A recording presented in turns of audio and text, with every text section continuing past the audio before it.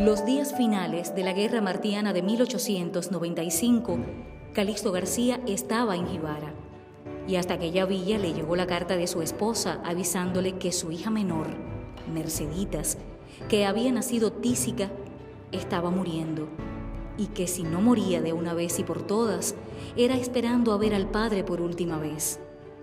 Por eso la esposa de Calixto le pide que vaya urgente, pero el general no va. Para entender la causa de por qué el general Calixto García no corrió a Nueva York, donde estaba su esposa, donde estaba su hija moribunda, hay que ir un poco más atrás. Seguramente que recuerdan aquella carta famosa de José Martí desde los campos de Cuba Libre a su amigo Manuel Mercado, y dice: ya estoy todos los días en peligro de dar mi vida por mi país y por mi deber, puesto que lo entiendo y tengo ánimos con qué realizarlo, de impedir a tiempo, con la independencia de Cuba, que se extiendan por las Antillas los Estados Unidos y caigan con esa fuerza más sobre nuestras tierras de América.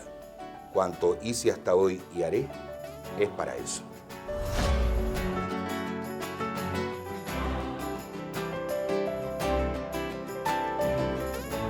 Martí vio el futuro y lo que vio lo horrorizó. Los Estados Unidos se convertirían en una potencia sedienta y por tanto Martí nunca habría pactado con ellos la independencia de Cuba como quería hacer el gobierno de aquel país. Pero Martí cayó en combate. Lo sustituyó al frente del Partido Revolucionario Cubano este hombre. Don Tomás Estrada Palma fue presidente de Cuba en armas durante la Guerra de los 10 años, pero aún así era un anexionista. Sustituye a José Martí al frente del Partido Revolucionario Cubano, queda residiendo en aquel país y coordina con el gobierno norteamericano la llegada de ellos a Cuba. El gobierno de Cuba en armas estuvo de acuerdo y ordenaron al mayor general Calixto García que apoyara el desembarco norteamericano por la costa sur de Oriente.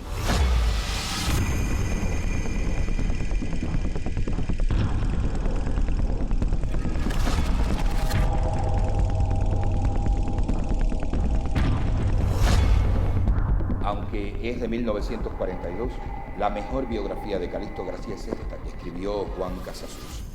En relación al general Calixto García y a los americanos recién llegados, dice el biógrafo: a las 5:30 de la mañana del 16 de junio de 1898, el general García, seguido de su Estado Mayor, la escolta y un regimiento de infantería, emprende una difícil marcha a través de la Sierra Maestra, cruzando por peligrosas estribaciones, salvando arroyos y bordeando precipicios. Y cuando llega a donde iba, desde la cima de una elevación, García ve lo que es un gran espectáculo. En las inmediaciones de la costa hay una centena de barcos de los Estados Unidos, acorazados, cruceros, destructores, buques auxiliares y de transporte. Las fuerzas que estaban en esos barcos era enorme. Sin embargo, los estadounidenses no sabían qué hacer para desembarcar. Ellos temían que los españoles le malograran el plan. Por eso, el jefe superior de los americanos recién llegados se comunica con el general Calixto García, que estaba en las inmediaciones, y le piden una entrevista. Calixto acepta. A fin de cuentas, él solamente es un militar que está cumpliendo órdenes superiores. Se lo dicen al general Shafter, jefe de los americanos, y este está de acuerdo. Iría hasta el lugar donde está Calixto García. Calixto, en un gesto de camaradería, de caballerosidad, le envía un caballo al general Shafter. Pero es que el general Shafter era enormemente gordo, por tanto no pudo usar el caballo. En lugar del caballo usó un pobre mulo que traían en los barcos para cargar la artillería. En la fototeca virtual del Congreso de los Estados Unidos hay una fotografía casi nunca vista. En esa fotografía aparece el gordo general Shafter montando el mulo. Y la foto es esta.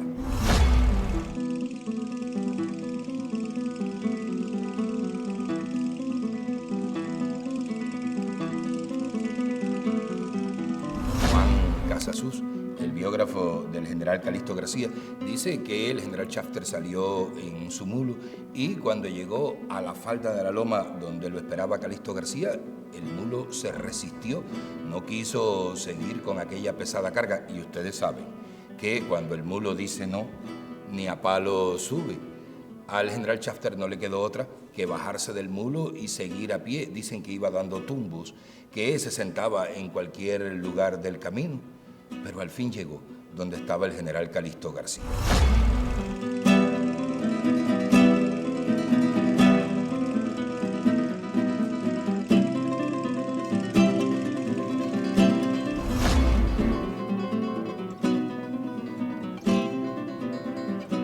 Finalmente, Shafter y Calixto acuerdan el plan. Shafter regresa a sus barcos y Calixto García manda a los generales cubanos que estaban en las inmediaciones que impidan que los españoles molesten a los americanos en su desembarco.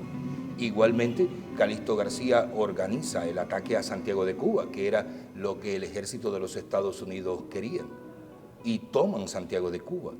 Pero Shafter no deja que los mambises entren a Santiago. Incluso el gordo general se atrevió a decirle a los mambises que Santiago de Cuba era tierra americana conquistada por ellos.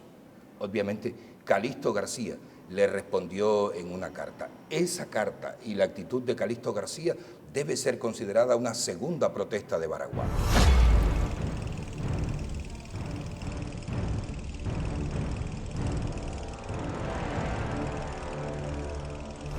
Después de los hechos acaecidos en Santiago de Cuba, el general Calixto García pensó venir a Jiguaní y comenzó el trayecto, pero en el camino se entera que los españoles habían evacuado Jibara y el general y todo su estado mayor viene a la Villa Blanca.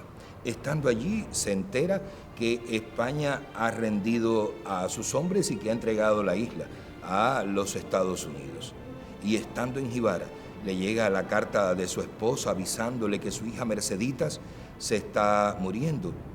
Pero Calixto no va. ¿Y por qué? Si está en Jibara, allí mismo podía tomar una embarcación y en 3 días más o menos ya estaba en Nueva York. No va, porque es un general y los generales no abandonan a su ejército en el campo de batalla. Ya se había acabado la guerra y Calixto propuso que se licenciara al Ejército Libertador. Eso le ha traído muchísimas críticas, pero hay una razón muy importante y Calixto la sabía. El Ejército Libertador cubano no era un ejército profesional, era sencillamente una guerrilla de gentes patriotas valientes que se habían ido a la manigua a libertar a Cuba, y ahora que ya se había acabado la guerra, todos querían regresar donde su familia. El general Calixto García además propuso que se licenciara el Ejército Libertador, pero que se le diera unos pesos a los hombres para que cuando regresaran a sus casas pudieran rehacer su familia, su vida.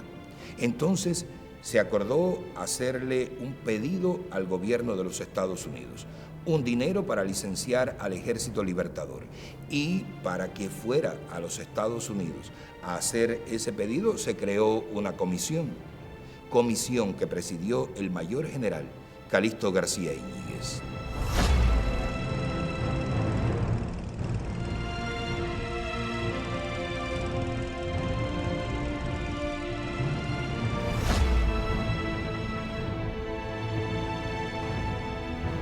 Desde Santa Cruz del Sur partió la comisión. Fueron por mar bordeando la costa sur, en el Cabo de San Antonio doblaron y llegaron a La Habana. Dicen que el pueblo habanero recibió al general Calixto García como lo que era, un héroe de la guerra. Y allí estaba también doña Lucía Íñiguez. Doña Lucía vivía en los Estados Unidos durante la guerra, pero cuando se entera de que se acabó y que todo está acomodándose más o menos, corre a La Habana, sabe que su hijo va hasta allí. Cuando se reencuentran, hacía 19 años que doña Lucía Íñiguez y su hijo Calixto García no se veían.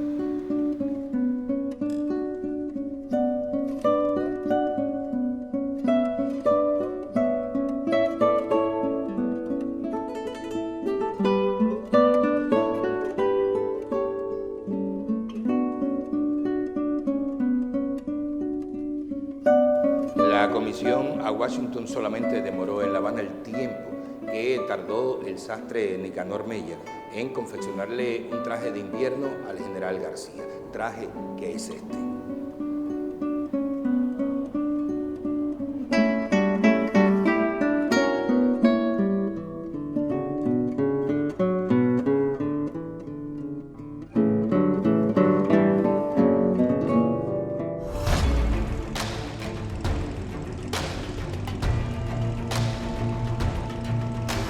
En uno de los muelles del puerto de La Habana se despidieron doña Lucía Íñiguez y su hijo Calixto García.